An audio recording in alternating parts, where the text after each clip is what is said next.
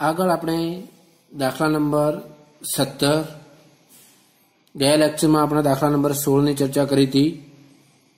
તો 16મા દાખલાથી મૂડીના હવાલા શરૂ થયેલા છે. તો 17મા દાખલામાં આપણે જોઈએ અંકિતા અને યશા 2:1 પ્રમાણમાં નફો નુકસાન વેચી લેતા ભાગીદારો છે. 31/3/16 રોજ તેમની પેઢીનું પાકું સરવૈયું નીચે મુજબ હતું. અહીંયા પાકું સરવૈયું આપ્યું છે એમની પેઢીનું. તો પહેલા મૂડી અને દેવા, મિલકત અને લેણા. તો મૂડીમાં પહેલા અંકિતા અને યશાની મૂડી આપી છે, અનામત ભંડોળ છે, લેણદારો છે અને દેવી હુંડી છે.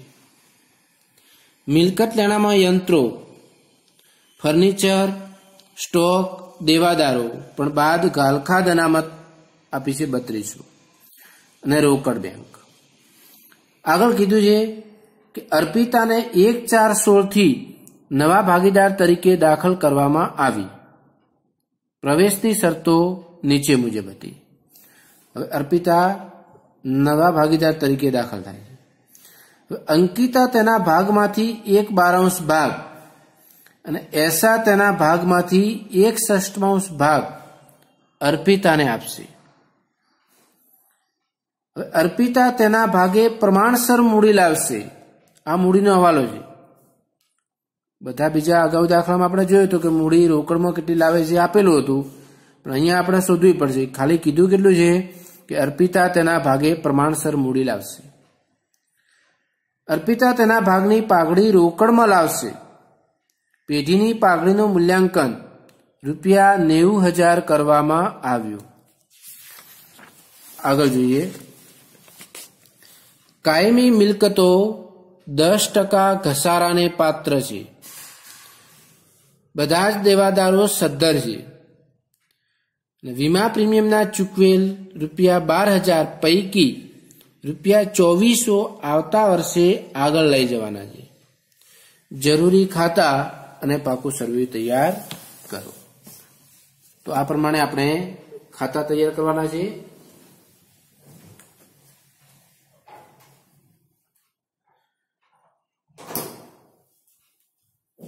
તો ખાતામાં પહેલું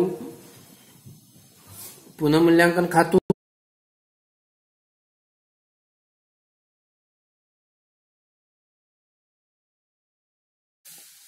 સૌ પ્રથમ આપણે પાઘડી અંગેના મુદ્દાની ગણતરી કરી લઈએ. તો અહીંયા આપ્યું છે પહેલા તો અંકિતા અને યશાનું જૂનું પ્રમાણ. આપણે ગણતરીમાં પહેલું લખીએ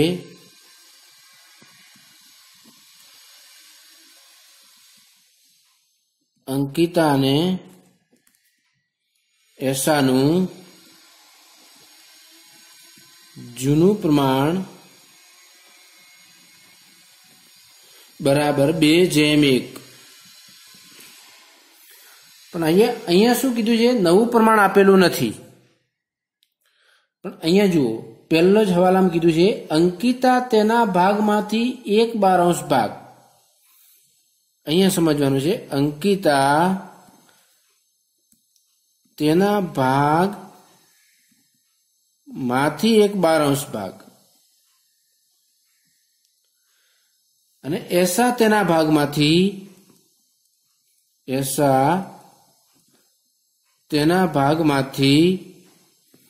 1/6 ભાગ અર્પિતાને આપશે. હવે અંકિતા તેના ભાગમાંથી કેટલો ભાગ અર્પિતાને આપે? 1/12 ભાગ અને યશા તેના ભાગમાંથી 1/6 ભાગ અર્પિતાને આપશે. તો ભાગમાંથી શબ્દ છે એ જે તે ભાગીદારનો ત્યાગ કહેવાય. ભાગનો શબ્દ હોત તો તમારે ત્યાગ શોધવો પડે. પણ અંકિતા તેના ભાગમાંથી 1/12 ભાગ, તો અંકિતાનો ત્યાગ કેટલો થયો? 1/12. અને યશા તેના ભાગમાંથી 1/6 ભાગ, તો યશાનો ત્યાગ 1/6. હવે આપણે ત્યાગનું પ્રમાણ જ લેવાનું છે, ત્યાગ આપી દીધો છે તો પ્રમાણ લેવા માટે છેદ સરખા કરો. અહીંયા 12 છે તો અહીંયા પણ આપણે 12 લાવીએ, તો 12 લાવવા માટે 6 ને 2 વડે, ઉપર પણ 2 વડે, તો અહીંયા અંકિતા અને એસાનું ત્યાગનું પ્રમાણ 1:2. અહીંયા તો 1 છે, કોઈ ફેરફાર નથી, પણ અહીંયા 12 લાવવા માટે 2 વડે, તો ઉપર પણ 2 થઈ જાય, એટલે 1:2, નીચે બંનેમાં 12 થઈ જાય. તો આ ત્યાગ 1:2 ના પ્રમાણમાં આ અંકિતા અને એસા ત્યાગ કરે છે. હવે નવો ભાગીદાર અર્પિતા છે, એ નવો ભાગીદાર અર્પિતાનો આપણે ભાગ શોધવો પડે. તો અર્પિતાનો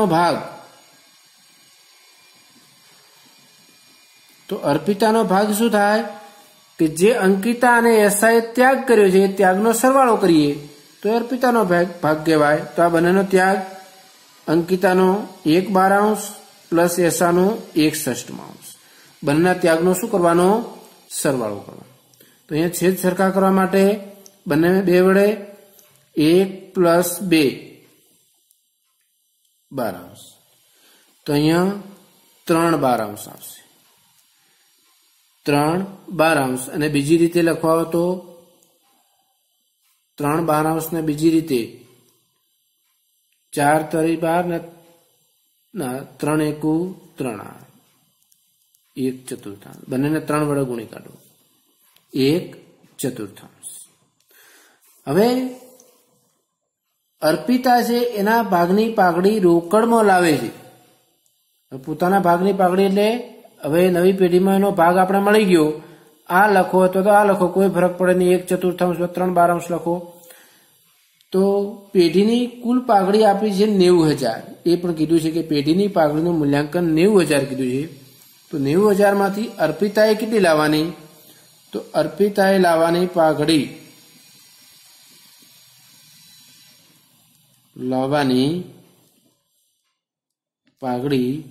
કુલ પાઘડી 90,000, નવી પેઢીમાં અર્પિતાનો ભાગ 1/4. તો 90,000 ગુણ્યા 1/4 22,500. તો નવી પેઢીમાં અર્પિતા 22,500 પાઘડી લાવશે. આ 22,500 પાઘડી અંકિતા અને એસાને ત્યાગના પ્રમાણમાં, જે આપણે અહીંયા લખેલું જ છે એ ત્યાગના પ્રમાણમાં મળશે. બરાબર? તો આપણે આમને જ લખી દઈએ. પહેલી તો કીધું છે કે પાઘડી રોકડમાં જ લાવે છે, તો પહેલી 22,500 જ રોકડા આવે છે. મૂડી હજી પ્રમાણસર લાવે છે, એટલે મૂડીનો મુદ્દો એની આમનો આપણે પાછળથી રાખશું. જ્યારે મૂડી ખાતા પૂરા થશે ત્યારે જ મૂડી શોધી શકાશે. એટલે પહેલા પાઘડીની જ ખાલી રોકડવાળી નોંધ કરી દઈએ. તો રોકડ ખાતે ઉધાર 22,500. તે પાઘડી રોકડમાં લાવે છે, એટલે પાઘડીના પ્રીમિયમ ખાતે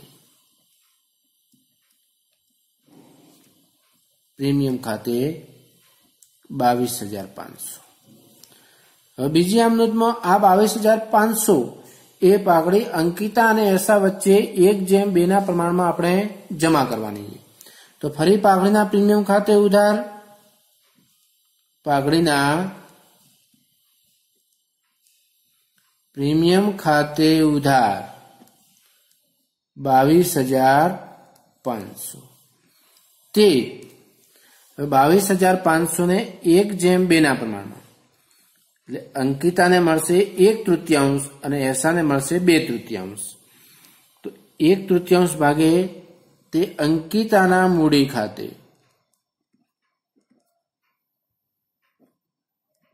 મૂડી ખાતે 7,500 અને તે એસાના મૂડી ખાતે 2/3 ખાતે 15,000.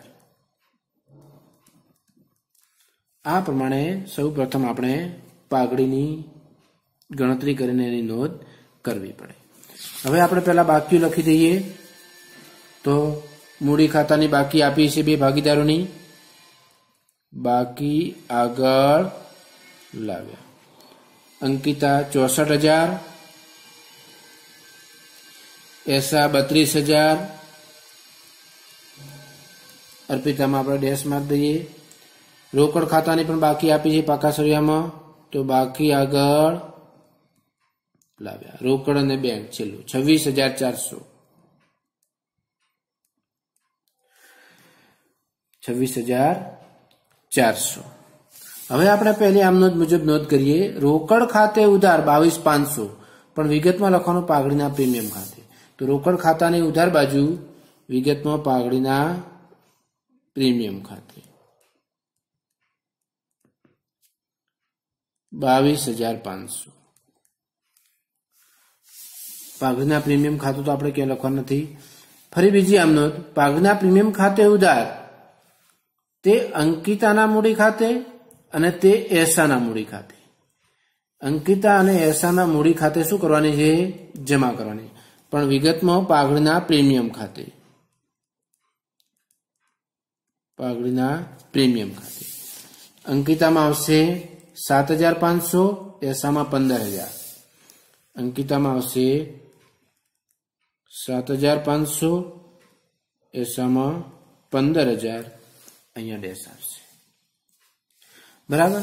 આ પ્રમાણે આ પહેલી અને બીજી બંને આમનોંધ જે પાઘડીના મુદ્દા હતા એ પાઘડીના મુદ્દાની આપણે નોંધ કરી દીધી. એક અર્પિતાની મૂડી બાકી છે, એ મૂડીની નોંધ અહીંયા બે જગ્યાએ આપણે જ્યારે મૂડી શોધશું એ વખતે આપણે નોંધ કરશું.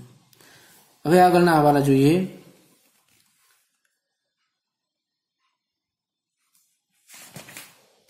કાયમી મિલકતો 10% ઘસારાને પાત્ર છે.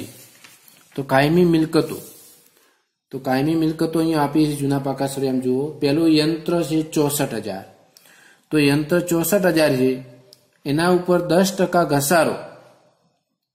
ઘસારો એટલે મિલકતની કિંમતમાં ઘટાડો. મિલકતની કિંમત ઘટે તો પુનઃમૂલ્યાંકન ખાતે ઘસારો હંમેશા ઉધાર બાજુ આવે. તો યંત્રનો ઘસારો,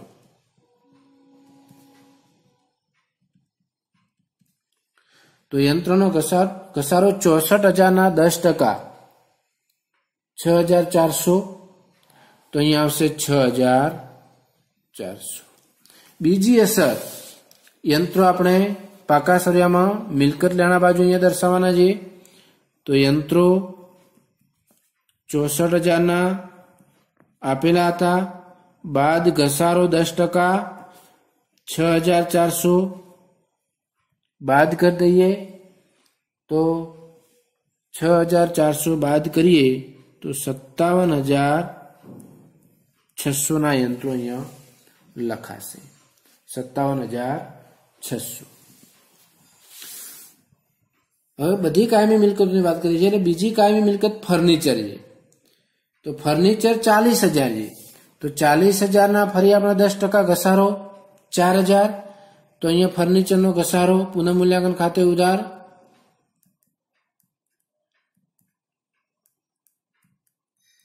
4,000. અને બીજી અસર ફરી ત્યાં જ મિલકત લેણા બાજુ આપણે ફર્નિચર લખશું.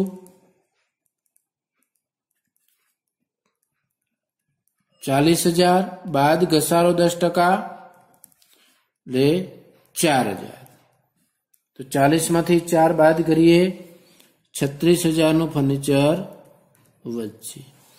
તો આ બે જ કાયમી મિલકતો હતી. એના પછી સ્ટોક દેવાદારો એ કોઈ કાયમી મિલકતમાં ન આવે, એટલે કાયમી મિલકતો ઉપર 10% ઘસારો ગણ્યો. એના પછી કીધું છે બધા જ દેવાદારો સદ્ધર છે. આ શું કહેવા માંગે છે? તો બધા જ દેવાદારો સદ્ધર છે એનો મતલબ એ કે હવે આપણે હવાલાની કોઈ ગાલખાદ અનામત રાખવાની નથી. તો હવાલાની કોઈ ગાલખાદ અનામત નથી. તો અહીંયા ગાલખાદ અનામત પાકા સરિયામાં આપી છે. તો એ પાકા સરિયાની ગાલખાદ હંમેશા વધારે હોય. તો વધારે હોય તો આપણે પુનઃમૂલ્યાંકન ખાતે શું કરીએ છીએ? જમા કરીએ છીએ. જો હવાલાની વધુ હોય તો પુનઃમૂલ્યાંકન ખાતે ઉધાર થાય. પણ હવાલામાં તો 0 છે. એને કીધું છે કે બધા જ દેવાદારો સદ્ધર છે. એનો મતલબ એ કે ગાલખાદ અનામત રાખવાની નથી 0. તો અહીંયા ગાલખાદ અનામત 3200 છે, એ 3200 પાકા સરિયાનો વધારો કહેવાય. તો એ પુનઃ મૂલ્યાંકન ખાતે શું કરવું પડે? જમા કરવું પડે. તો અહીંયા આવશે ગાલખાદ અનામત ખાતે. ગાલખાદ અનામત 3200 રૂપિયા. અને નવા પાકા સરિયામાં દેવાદારો બધા જ સદ્ધર છે, એટલે હવાલા મુજબ જ ચાલવાનું. એટલે એના ઉપર હવે કોઈ ગાલખાદ અનામત ગણવાની નથી. તો અહીંયા દેવાદારો જે હતા એ જ મૂકી દો 40,000. આ પ્રમાણે આગળ કીધું છે વીમા પ્રીમિયમના ચૂકવેલ 12,000 પૈકી 2400 આવતા વર્ષે આગળ લઈ જવાના છે. વીમા પ્રીમિયમના 12,000 ચૂકવ્યા છે, એમાં 2400 આવતા વર્ષે આગળ લઈ જવાના છે. ચૂકવ્યા આ વર્ષે તો એ અગાઉથી ચૂકવ્યા કહેવાય ને. તો અગાઉથી ચૂકવેલ ખર્ચ પુનઃ મૂલ્યાંકન ખાતે જમા થાય.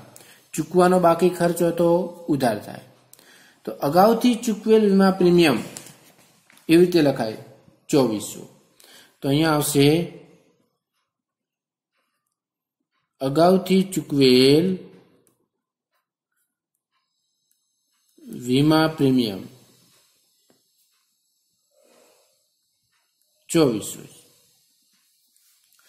અગાઉથી ચૂકવેલ વીમા પ્રીમિયમ હવાલો છે. બીજી અસર પાકા સરિયામાં મિલકત લેણા બાજુ આવે. તો અહીંયા આપણે લખશું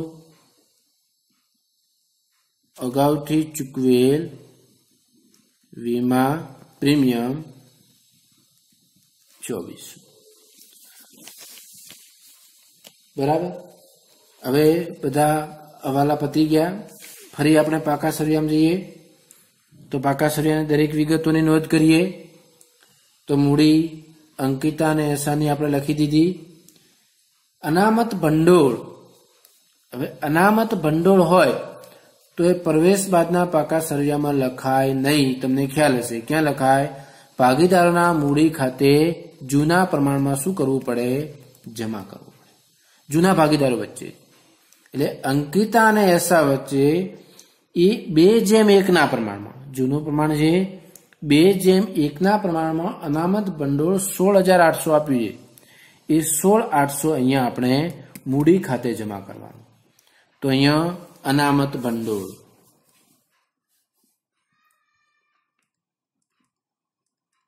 અનામત ભંડોળ 16,800 2:1 પ્રમાણમાં. તો અંકિતા અને એસા વચ્ચે વેચી દઈએ. તો અંકિતાને 11,200 અને એસાને 5,600.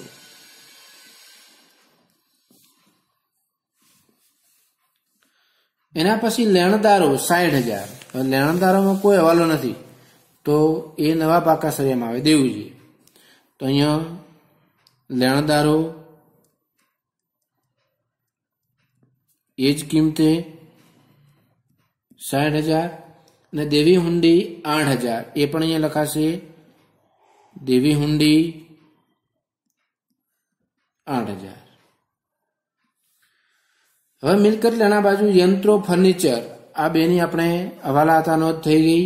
સ્ટોક 13,600. તો સ્ટોક આપણે અહીંયા લખીશું એ જ કિંમતે 13,600. દેવાદારો લખાઈ ગયા અને રોકડ બેંક આપણે અલગ ખાતું બનાવ્યું છે એમાં નોંધ કરી છે. હવે આપણે ખાતા બંધ કરીએ. મૂડીનો હવાલો મૂડી ખાતા બંધ કર્યા પહેલા આપણે મૂડીનો હવાલો એ નોંધ થશે. તો આ બંનેમાં જોઈએ. પહેલા 10,400 સરવાળો કરી દઈએ. અહીંયા પણ 10,400. હવે અહીંયા ખોટ આવે છે મૂડી ખાતે લખવાની ભાગીદારોના, પણ જૂના પ્રમાણમાં. જૂનું પ્રમાણ હતું 2:1. ખોટ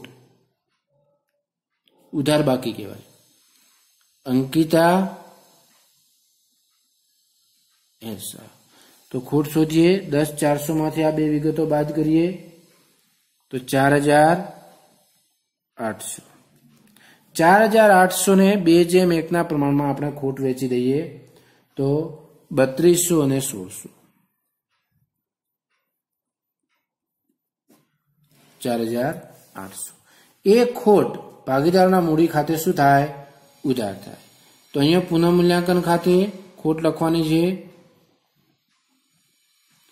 અંકિતા 3200 એસા 1600 અર્પિતામાં ના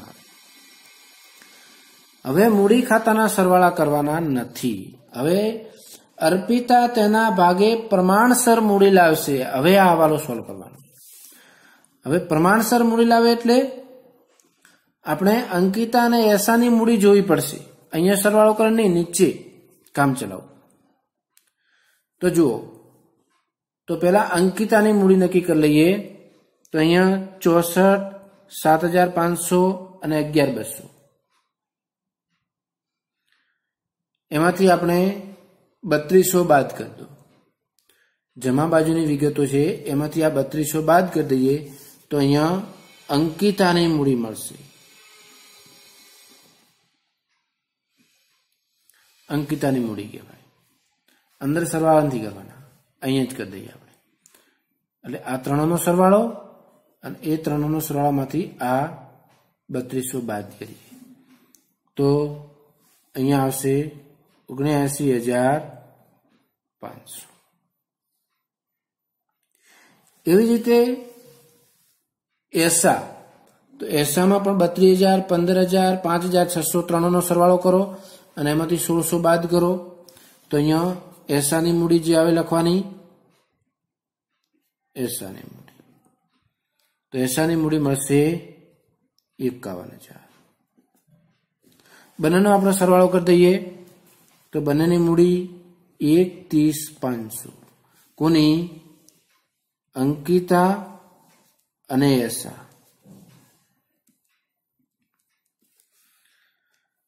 હવે આટલું જોયું તો હવે અર્પિતા કેટલી મૂડી લાવે છે એ આપણે જોવાનું છે નવું પ્રમાણ આપ્યું નથી જો નવું પ્રમાણ આપ્યું તો ડાયરેક્ટ પ્રમાણસર હવે આની અર્પિતાની મૂડી મળી જાય પણ હવે અર્પિતાનો ભાગ આપ્યો છે તો હવે આપણે જોઈએ કે નવી પેઢીમાં અર્પિતાનો ભાગ કેટલો મળ્યો તો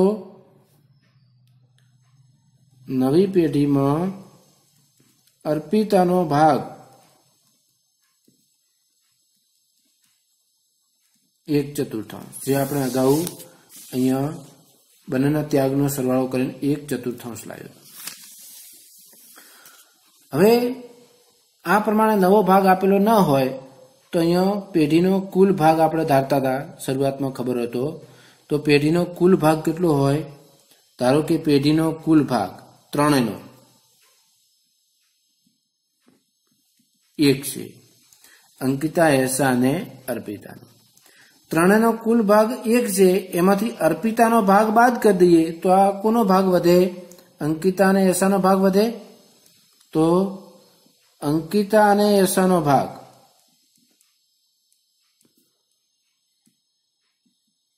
એસાનો ભાગ બરાબર કુલ ભાગ 1 - 1/4 અહીંયા 4 લાવો 4 - 1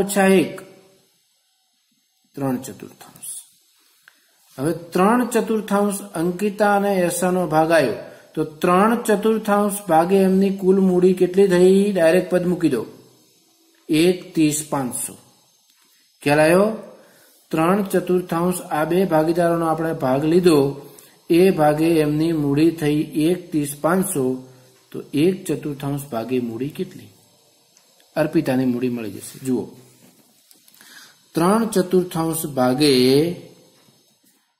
મૂડી બરાબર 1,30,500 માટે 1/4 ભાગે મૂડી બરાબર કેટલી તો અર્પિતાની મૂડી મળી જશે કારણ કે અર્પિતાનો 1/4 ભાગ છે તો 1,30,500 ગુણ્યા 1/4 અને ઉપર હોય ઉલટાઈ દેવાનું 3/4 છે એવું 4/3 કરી દેવાનું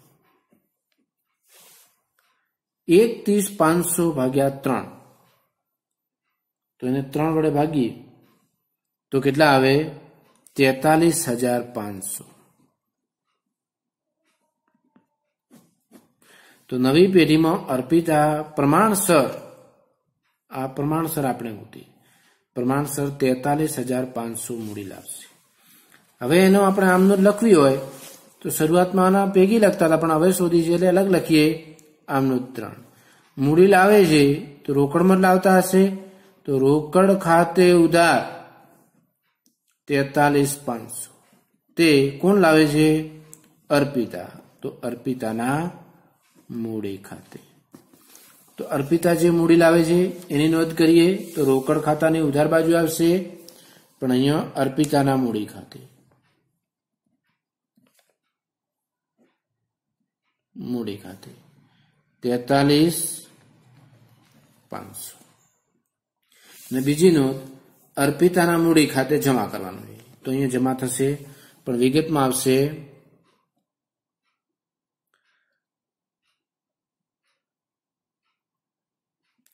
રોકડ ખાતે.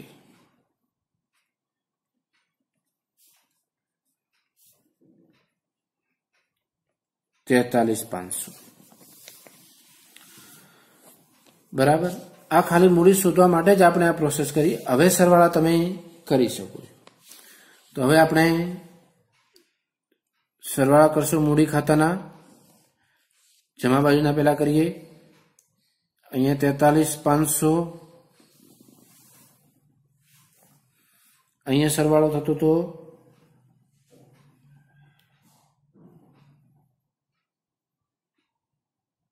52,600,